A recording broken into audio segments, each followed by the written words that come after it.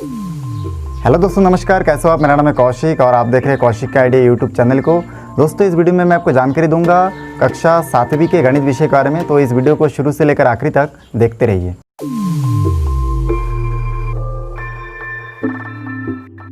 इस वीडियो में मैं आपसे बात करने वाला हूँ कक्षा 7वीं के प्रश्नावली 16.1 के। ये देखिए, पहला प्रश्न में लिखा हुआ है, निम्नलिखित आकृतियों के छायांकित भाग को भिन्न दशमलव एवं प्रतिशत में बदलिए। ऐसा करके ये हमारा प्रश्न है। अब मैं आपको बताऊंगा। ये देखिए, अ नंबर का जो डायग्राम है मैं यहाँ पे राइट हैंड साइड में लिख के रखा हूँ। इस डायग्राम को देख के हमको इसमें 3 चीज़ निकालना है। पहले तो इसको भिन्न दशमलव और प्रतिशत, ठीक ना, भिन्न के रूप में लिखना है। उसके बाद दशमलव के रूप में चेंज करना है और प्रतिशत के रूप में भी इसको बदलना है। तो देखते रहिए कैसे बदलते हैं। सबसे पहले हम लोग इसको भिन्न के रूप में लिखेंगे। तो भिन्न के लिए लिखने के लिए सबसे पहले मैं यहाँ पे अ नंबर का जो हल करना है, तो मैं यहाँ पे हल लिखूंगा और उसके बाद यहाँ पे नोट करूंगा छायांकित भाग के भिन्न। मैं यहाँ पे छायांकित भाग के भिन्न इसलिए लिखा हूँ क्योंकि ये देखिए, प्रश्न में लिखा हुआ है कि आकृतियों के छायांकित भाग को भिन्न दशमलव एवं प्रतिशत में बदलिए। तो इस डायग्राम में आप देख पा रहे हैं कि यहाँ पे एक भाग इसका छायांकित है, बाकी टोटल इसमें 4 भाग है। 1 2 3 4, 4 में से एक भाग छायांकित है। तो उसको हम लोग लिख सकते भिन्न के रूप में, मतलब बटे के रूप में लिखने के लिए लिखेंगे 1/4। इसका अर्थ ये हुआ कि 4 हिस्से में से एक हिस्सा क्या है, आपका छायांकित भाग है। तो इस प्रकार से छायांकित भाग को हम लोग ऐसे भिन्न के रूप में दर्शा सकते हैं। उसके बाद देखिए, इसमें लिखा गया कि दशमलव रूप में भी चेंज करना है। तो चलिए करते हैं। इसलिए मैं यहाँ पे नोट करूंगा छायांकित भाग का 1/4 भाग। देखिए, मैं यहाँ पे लिखा हुआ छायांकित भाग का 1/4 भाग, या दशमलव भी लिख सकता हूँ क्योंकि हमको दूसरे पॉइंट पे दशमलव ज्ञात करना है।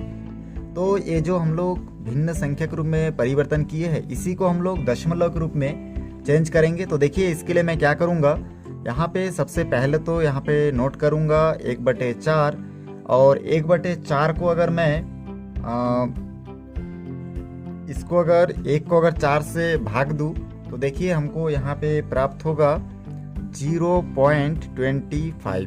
अब ये 0.25 कैसे प्राप्त हुआ, इसको मैं आपको भाग दे के यहाँ पे बताता हूँ। देखिए, मैं यहाँ पे अलग से एक पन्ना में यहाँ पे भाग दे के बताऊँगा। 1/4 अर्थात 4 से अगर मैं 1 को भाग दूंगा तो 1 में 4 भाग नहीं जाएगा क्योंकि एक छोटी संख्या है। तो मैं क्या करूंगा, इसमें मैं दशमलव ले लूंगा, तो यहाँ पे 0 हो जाएगा। फिर 4 का पहाड़ा 2 बार में 8 होगा और 3 बार में 12 हो जाएगा, तो मैं 2 बार लूंगा। इस प्रकार घटाने से यहाँ पे 2 बचेगा। फिर एक दशमलव लेने से 3 बार तक 0 ले सकते हैं। एक बार ले चुके हैं तो और एक बार ले लीजिए, और ये देखिए 4 पंजे 20 होगा। तो इस प्रकार से बहुत आसानी से देखिए, हमारा जो 1/4 को हम लोग भाग दिए तो दशमलव रूप में चेंज करने के लिए कहा गया था, तो हमको प्राप्त होता है 0.25। इस प्रकार से मैं यहाँ पे 0.25 को लिखा हूँ। इसके बाद इसमें आखिरी स्टेप बचा है आपका प्रतिशत में बदलिए। तो यहाँ पे फिर हमको लिखना पड़ेगा छायांकित भाग का प्रतिशत। तो चलिए मैं नोट कर लेता हूँ, छायांकित भाग का प्रतिशत, ऐसा करके आपको नोट करना है। और उसके बाद यहाँ पे प्रतिशत में चेंज करने के लिए यहाँ पे देखिए, जो भिन्न रूप है उसमें हम लोग 100 का मल्टीप्लाई करेंगे। तो प्रतिशत रूप में लिखने के लिए मैं क्या करूँगा, इस 1/4 को हम लोग भाग दे देंगे, 100 से क्या करेंगे, गुना करेंगे। तो 100 से जैसे ही गुना करेंगे, किसी भी भिन्न संख्या को प्रतिशत में बदलने के लिए उसके साथ हमेशा 100 का गुना किया जाता है। तो इसमें गुना करने से यहाँ पे देखिए हमको प्राप्त होगा 100/4। अब अगर हम लोग जानते हैं कि 4 से अगर 100 को हम लोग डिवाइड करेंगे तो 4 25 के 100 होता है। तो इस प्रकार से हम लोग दोनों को काटेंगे और इस प्रकार हमको यहाँ पे 25% प्राप्त होगा। तो देखिए, बहुत आसानी से हमारा अ नंबर क्वेश्चन सॉल्व हो चुका है। अब यहाँ पे देखिए, जो स नंबर क्वेश्चन है इसमें ये चित्र बना हुआ है। अब इस चित्र में भी हम लोग देखेंगे कि छायांकित भाग के भिन्न कितना है, क्योंकि हमको 3 चीज पता करना है। छायांकित भाग के भिन्न, दशमलव और प्रतिशत, ये तीनों चीज हमको पता करना है। इसके लिए सबसे पहले मैं लिख चुका हूँ छायांकित भाग के भिन्न। अब यहाँ पे देखेंगे टोटल मिला के कितना भाग है, 1 2 3 4 5 6 7 8 9 10। तो 10 हिस्से में से 3 हिस्सा देखिए यहाँ पे छायांकित है, तो मैं लिखूंगा 10 बटे के नीचे और 3, मतलब टोटल 10 हिस्सा है, इसमें 10 भाग है, 10 में से 3 भाग क्या है इसमें छायांकित है, तो इसलिए इसका हम लोग लिख सकते हैं 3/10। आगे हमको दशमलव रूप लिखना है, तो यहाँ पे डायरेक्ट मैं दशमलव भी लिख सकता हूँ या फिर लिख सकता हूँ छायांकित भाग ये 3/10 का दशमलव, ऐसा भी लिख सकता हूँ। तो चलिए मैं खाली दशमलव इसमें लिख लूँगा, और उसके बाद इस भिन्न का दशमलव हमको चेंज करना है। तो 3/10 को अगर हम लोग दशमलव के रूप में चेंज करेंगे, अर्थात इस 3 को अगर 10 से हम लोग भाग देंगे तो कितना प्राप्त होगा, इसको मैं इस पेपर में आपको सॉल्व करके बताऊंगा। अब देखिए यहाँ पे बटे के नीचे के संख्या से हमेशा बटे के ऊपर की संख्या को भाग दिया जाता है, तो इसको अगर मैं भाग दूंगा तो ये 10 जो है 3 में भाग नहीं जाएगा, यहाँ से एक दशमलव ले लूँगा तो ये 0, क्योंकि एक दशमलव लेने से हम लोग 3 बार तक 0 ले सकते हैं। तो इस प्रकार से मैं यहाँ पे लिखूँगा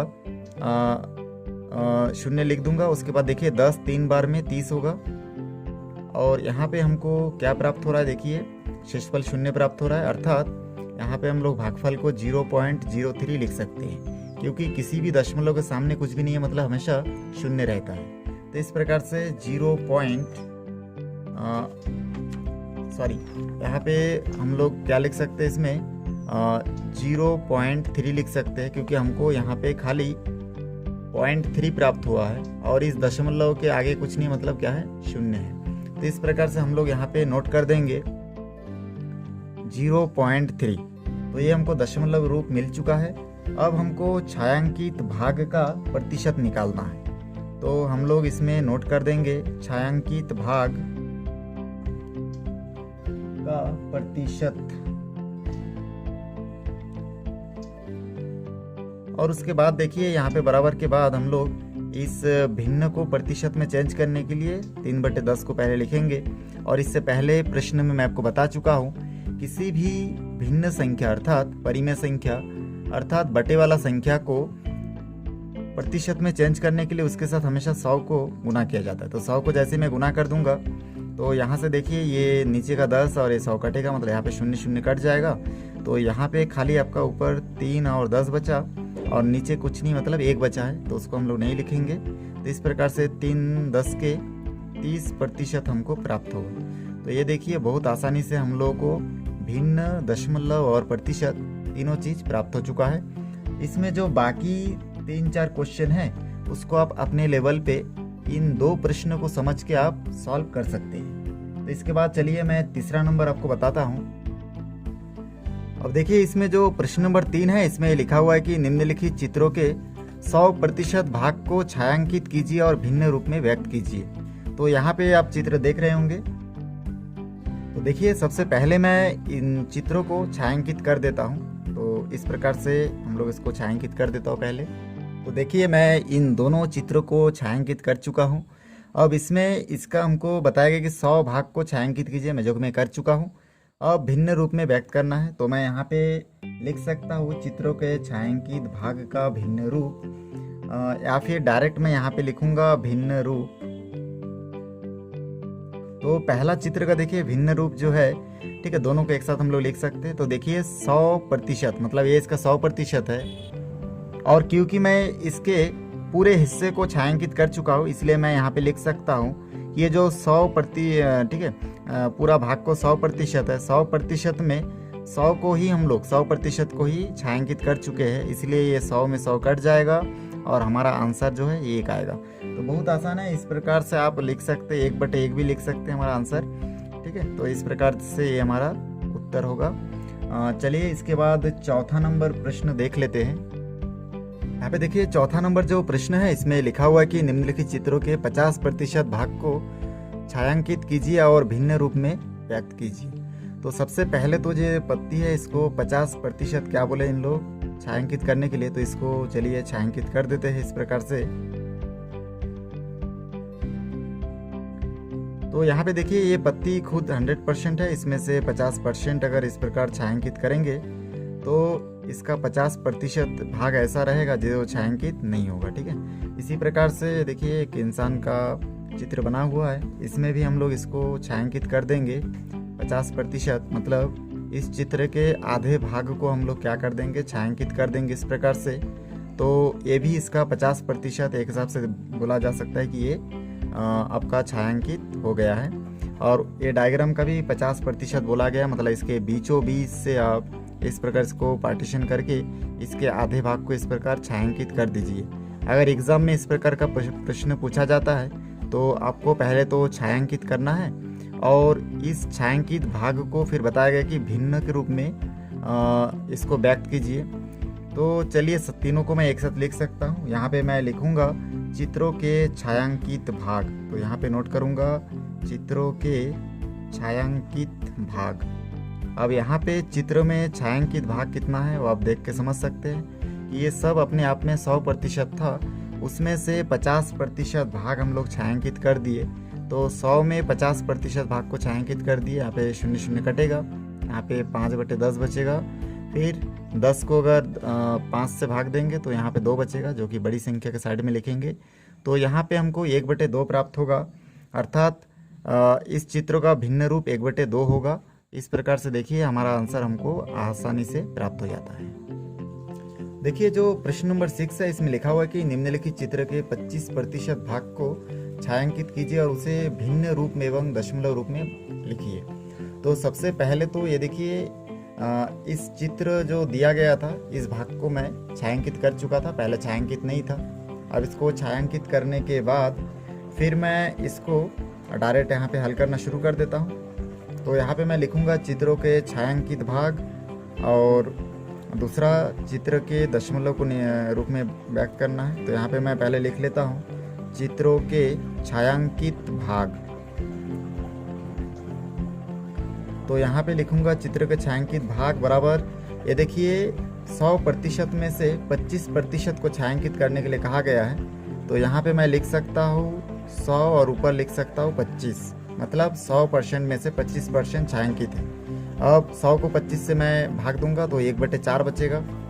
तो इस प्रकार से हमको चित्रों का छायांकित भाग का जो दशमलव भिन्न रूप है वो प्राप्त होगा 1/4। और उसके बाद दशमलव रूप में चेंज करने के लिए 1/4 को भाग देना पड़ेगा। तो यहाँ पे मैं लिखूंगा छायांकित भाग के 1/4 का दशमलव रूप बराबर लिख के मैं यहाँ पे देखिए 1/4 लिखूंगा और 1/4 को जब मैं भाग दूंगा तो मेरे को प्राप्त होगा 0.25 और ये हमारा दशमलव रूप होगा, ये हमारा आंसर होगा। तो यहाँ पे आप देख सकते हैं कि इसमें 1/4 को हम लोग भाग दिए तो उस प्रकार से प्राप्त हुआ। हमेशा बटे के नीचे के संख्या से ऊपर के संख्या को भाग दिया जाता है। तो मैं यहाँ पे बटे के नीचे क्या है 4 है, 4 से 1 को भाग दिया जो कि 1 में भाग नहीं जाएगा, यहाँ पे दशमलव लिया। अब 1 दशमलव से 3 बार तक शून्य ले सकते, इसलिए मैं 1 शून्य ले चुका हूँ। 4 दूनी 8 हुआ, इसको घटाने के बाद 2 बचा। इस दशमलव से फिर 1 0 लिया और फिर 4 पंजे 20 प्राप्त हुआ। इस प्रकार से देखिए हमको यहाँ पे दशमलव 25 प्राप्त हुआ। अब दशमलव के सामने कुछ नहीं है तो 0 लगा सकते हैं। इस प्रकार से 0.25 हमको प्राप्त होता है। तो बहुत आसान है। ये देखिए हमारा प्रश्नावली 16.1 का सभी प्रश्नों को मैं हल करके आपको बताया हूँ। इसके नेक्स्ट भाग में मैं आपको बताऊंगा प्रश्नावली 16.2 के बारे में। वीडियो अच्छा लगे तो लाइक करें, शेयर करें, सब्सक्राइब करें और बेल आइकन को भी प्रेस करें ताकि जब भी मैं कोई नया वीडियो बनाऊं तो उसका नया अपडेट सबसे पहले आप तक पहुंचे। फिर मिलते हैं एक नई वीडियो के साथ। धन्यवाद।